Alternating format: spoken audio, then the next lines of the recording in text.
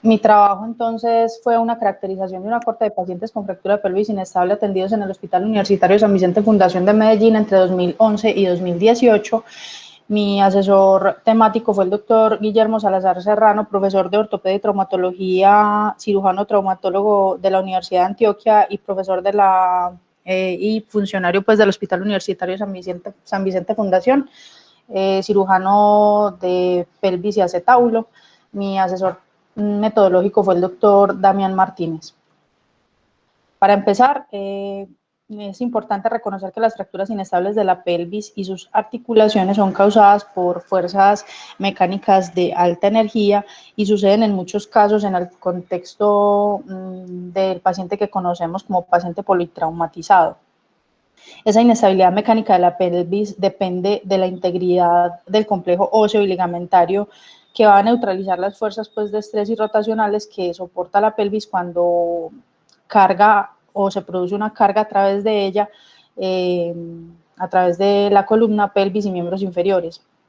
Un trauma pélvico estable lo vamos a definir como una fractura que cuando se inicia nuevamente el apoyo, no presenta deformidad progresiva hasta la cicatrización o la consolidación de la fractura.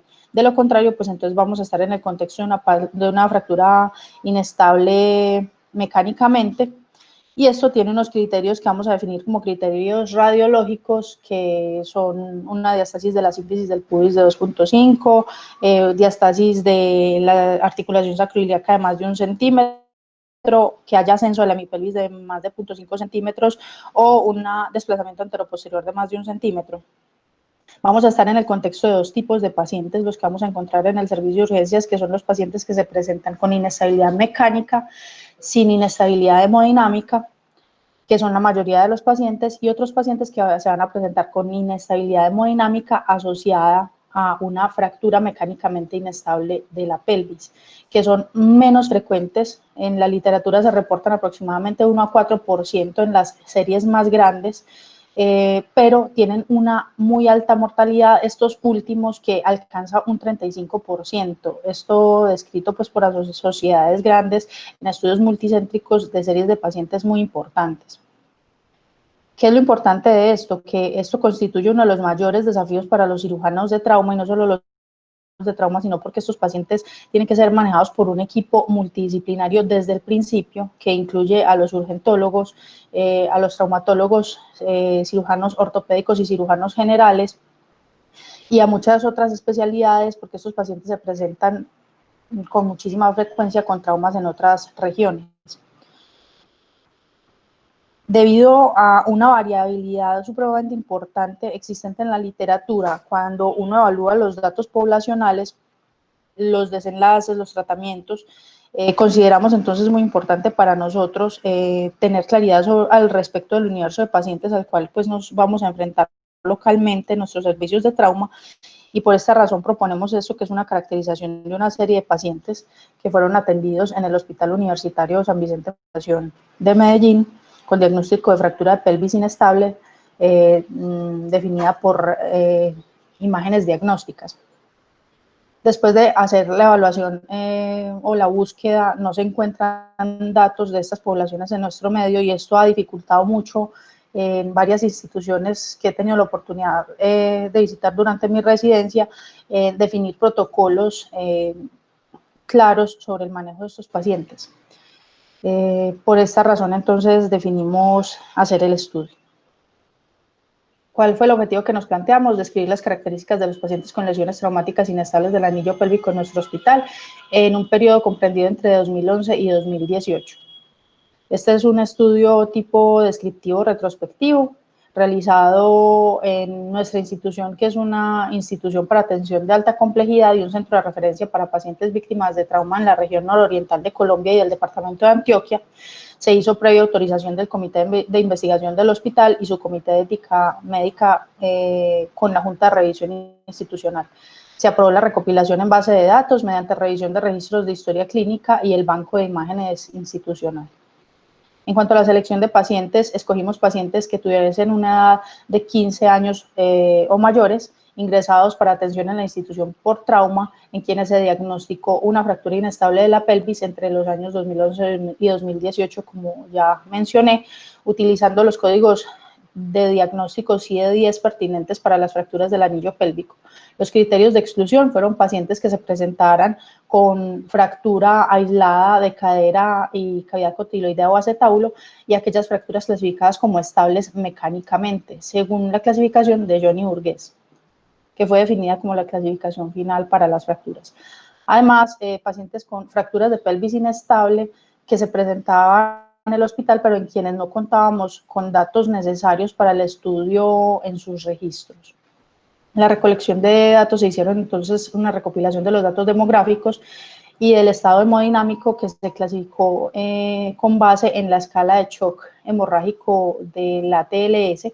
Se recogieron puntajes de escala de coma del Glasgow, índice de severidad del trauma, que la calculamos nosotros mismos porque no se hace habitualmente en nuestros servicios.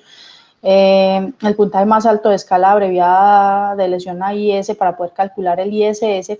Se recopilaron datos sobre otras regiones anatómicas lesionadas como cráneo, tórax, abdomen, miembros superiores e inferiores. Se hizo una evaluación de las radiografías al ingreso y las tomografías que todos nuestros pacientes pues tenían disponibles en el banco de datos o de imágenes del hospital, y recopilamos ese banco de imágenes que quedó guardado como registro y se va a hacer entrega en el servicio de ortopedia, que servirá en el futuro incluso para entrenamiento o para personal en entrenamiento. Con base en las imágenes y la medición de los parámetros de inestabilidad que mencioné inicialmente, se hace una selección de los casos que cumplían criterios para fractura inestable de la pelvis radiológicamente, tras lo cual, en conjunto con un experto en cirugía de pelvis, que fue el doctor Guillermo Salazar Serrano, se realizó la clasificación de las fracturas según la clasificación de Johnny Burgess.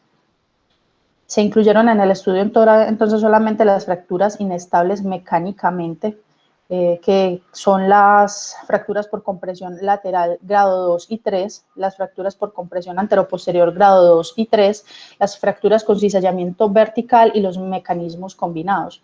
Aplicamos algo que se conoce en la literatura como clasificación anatómica y fisiológica de la Sociedad Mundial de Emergencias, que se ha utilizado en muchísimos estudios por la importancia que se le da al estado hemodinámico de los pacientes, sumado al hallazgo pues, de la pelvis inestable en los pacientes. Se recolectaron datos sobre métodos de control de la hemorragia utilizados o empleados en nuestra institución, incluida la colocación de fronda pélvica, la fijación externa de la pelvis, el empaquetamiento pélvico y la angioembolización. Además, recolectamos datos sobre la necesidad de cirugía de control de daño en tórax, abdomen o extremidades, que son pues como otros órganos lesionados.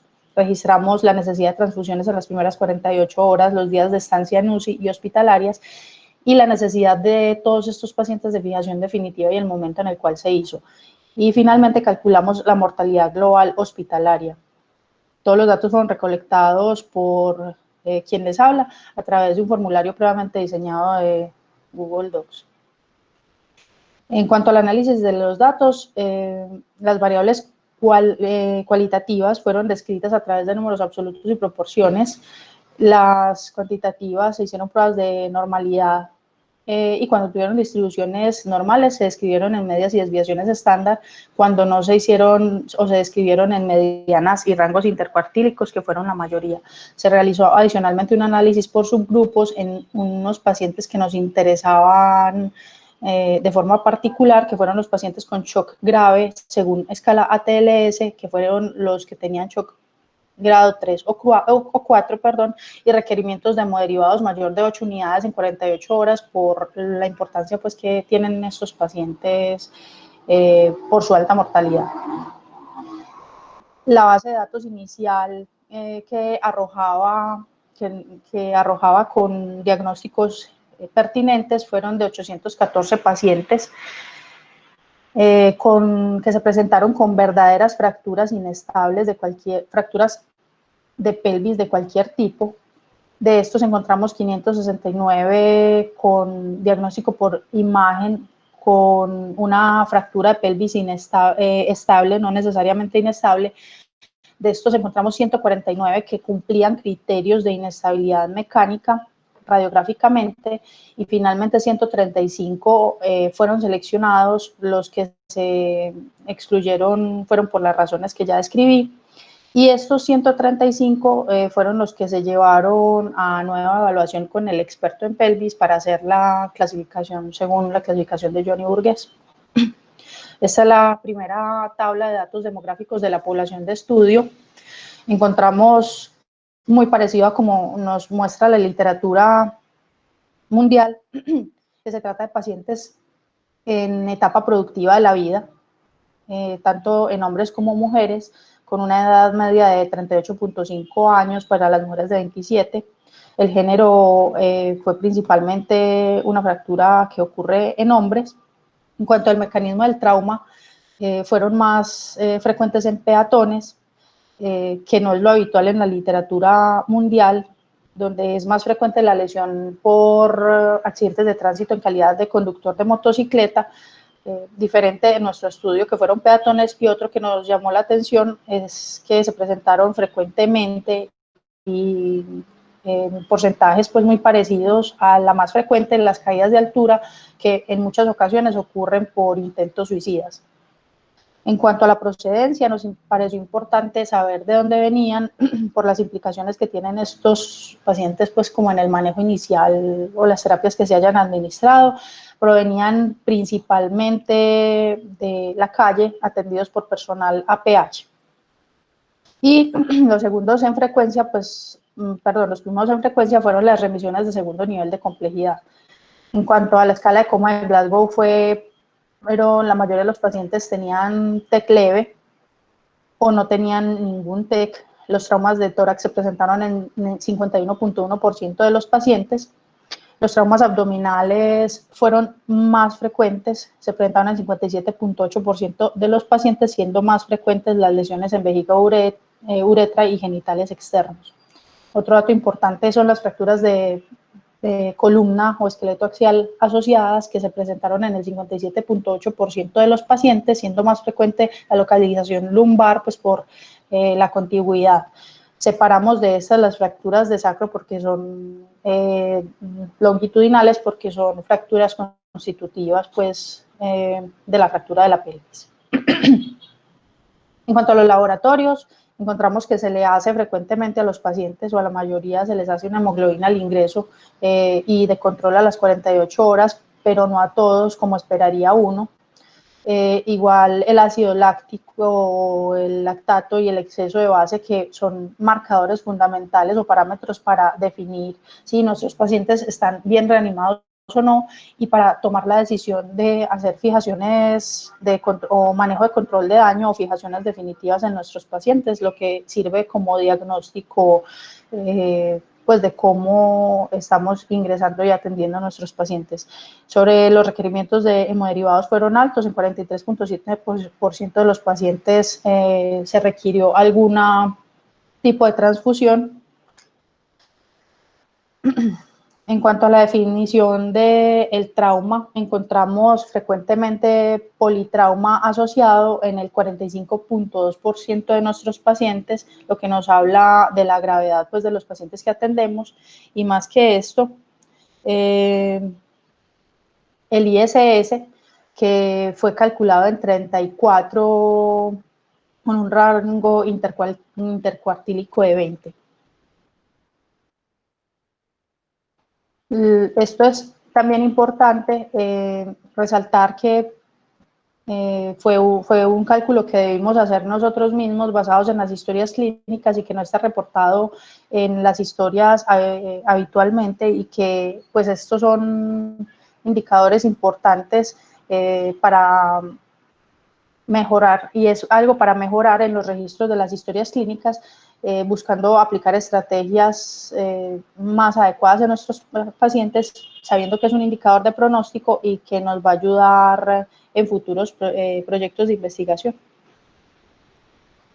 En cuanto a las imágenes que se realizan, pues el 97.8% de los pacientes contaban con una tomografía y solamente el 63% de nuestros pacientes contaban con una radiografía inicial de la pelvis, que es el estudio que uno esperaría que tuviesen todos los pacientes inicialmente. En cuanto al shock, encontramos frecuentemente shock, pacientes en estado de shock. La clasificación radiológica de la fractura de la pelvis, las fracturas más frecuentes encontradas o el patrón más frecuente fue la compresión lateral tipo 3. En cuanto a la clasificación anatómica y fisiológica del trauma, los clasificamos en los WSS grado 3, 2, 3 y 4, que son los que representan las fracturas de la pelvis y que pueden ser importantes a la hora de definir manejo en estos pacientes. La estancia en UCI fue de 7 días con un rango intercuartílico de 8 y la estancia en salas generales de 14 con un rango intercuartílico de 21. La mortalidad general para nuestros pacientes fue de 13.3%. Este dato es supremamente variable en la literatura. Puede ir desde 7% hasta 50% en algunas series, pero aquí es supremamente importante lo que les decía del estado hemodinámico del paciente. En cuanto al control Doctora, te quedan 4 minutos. Dios mío, listo. En cuanto al control de la hemorragia, se encontró entonces aplicación de fronda pélvica en 20% de los pacientes, y en general se utilizaban varias estrategias para la fijación, para el control de la hemorragia: fijación externa de la pelvis, empaquetamiento pélvico o embolización, o combinación de estas estrategias. La fijación definitiva pues de los pacientes, y encontramos este grupo que es particularmente importante, que les decía que es el paciente que se presenta con inestabilidad hemodinámica, en donde también evaluamos pues como los manejos que se le dio y la mortalidad final de ellos, que fue de 35. En cuanto a la discusión, recordar que la fractura de pelvis inestable entonces es una fractura de presentación habitual en los centros de trauma, pero la que se presenta con inestabilidad hemodinámica no es tanto, que el control de la hemorragia debe ser la prioridad, debe ser una reanimación hemostática, que existen múltiples algoritmos de manejo, pero no hay consenso sobre ellos, que hay que hacer un examen físico metódico, evaluar bien las imágenes diagnósticas en laboratorio. Existen diferentes estrategias disponibles y según la indicación y el entrenamiento de los servicios y de los, pues, de los médicos se deben aplicar adecuadamente. En nuestro estudio, entonces, el sexo masculino fue el más frecuente, el mecanismo del trauma fue el accidente como peatón el más frecuente. Hubo un grupo particular que nos pareció interesante, fue los mayores de 70 años, que tenían una mortalidad también de 35%, el ISS calculado fue de 34. De esto lo importante es recordar a esos pacientes con estado hemodinámico alterado que tienen una alta mortalidad finalmente. Y básicamente las limitantes de este estudio son la naturaleza retrospectiva del mismo. Los pacientes fueron incluidos manualmente en la base de datos, por esto nuestro estudio pudo estar sujeto a posibles errores en la precisión y en el momento de la entrada de datos en la base de datos. Las variables como el sistema de clasificación AIS, el cálculo de ISS y la clasificación de Young-Burgess para las fracturas de pelvis inestable estuvieron limitados por la confiabilidad interobservador de los esquemas de clasificación que ya se conoce normalmente. Este trabajo está dirigido a nuestra institución y a centros de trauma en el país para comprender mejor los datos demográficos de estas poblaciones, definir mejor los tratamientos y reconocer pues como la mortalidad, que es importante en estos pacientes, que es un desenlace duro. Ante la falta de consenso en la literatura por parte de los cirujanos traumatólogos en cuanto a los algoritmos óptimos para el tratamiento de estos pacientes y el control de la hemorragia, resulta útil tener esta información en la población, buscando, pues, teniendo como objetivo ese, definir algoritmos de tratamiento en el futuro que ayuden a manejar mejor estas poblaciones.